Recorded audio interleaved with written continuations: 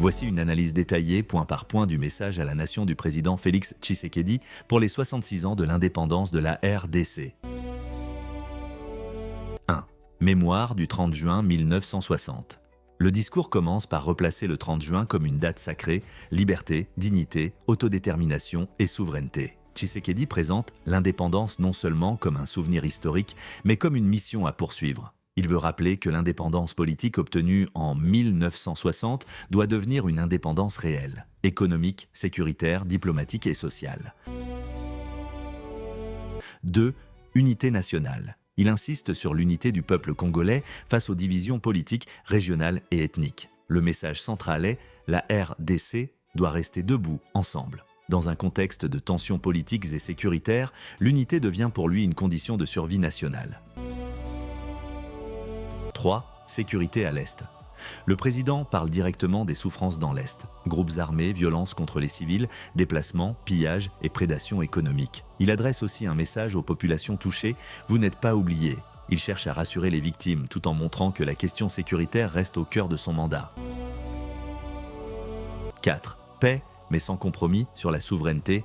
Tshisekedi affirme que la paix ne doit pas devenir une récompense pour ceux qui prennent les armes contre la République, ni un compromis sur l'intégrité territoriale. Il pose une ligne rouge, dialogue oui, paix oui, mais pas au prix de la souveraineté nationale. 5. Débat constitutionnel et responsabilité politique. Il reconnaît que les questions d'intérêt national peuvent être débattues, mais il refuse que le débat constitutionnel soit conduit dans la précipitation, la manipulation ou l'obsession politicienne. C'est un message adressé à la majorité, à l'opposition et à l'opinion publique. Le débat est permis, mais il doit rester institutionnel et responsable. 6. Économie, sortir de l'exportation brute des minerais. Un point fort du discours est la volonté de mettre fin au modèle où la RDC exporte ses minerais à l'état brut. Le pays veut transformer localement le cobalt, le cuivre, le coltan et le lithium pour créer des emplois et plus de valeur. C'est le passage le plus stratégique. Tshisekedi veut passer d'un Congo fournisseur de matières premières à un Congo industriel. 7. Diplomatie et rôle international de la RDC. Le président présente la RDC comme un pays solution, notamment grâce à ses ressources naturelles et sa position dans la transition énergétique mondiale. Il évoque aussi la diplomatie autour de la paix, des ressources et du développement. Il veut repositionner la RDC comme acteur central, pas seulement comme pays victime de crise. 8. Santé, riposte contre Ebola. Il évoque la résurgence d'Ebola Bundibugyo en Ituri et annonce un plan de riposte budgétisé à 319 millions de dollars. Il appelle à la vigilance, à l'hygiène, au signalement des cas suspects et à la lutte contre la désinformation. Ce passage montre que la sécurité nationale ne concerne pas seulement la guerre, mais aussi la santé publique. 9. Jeunesse, emploi et avenir.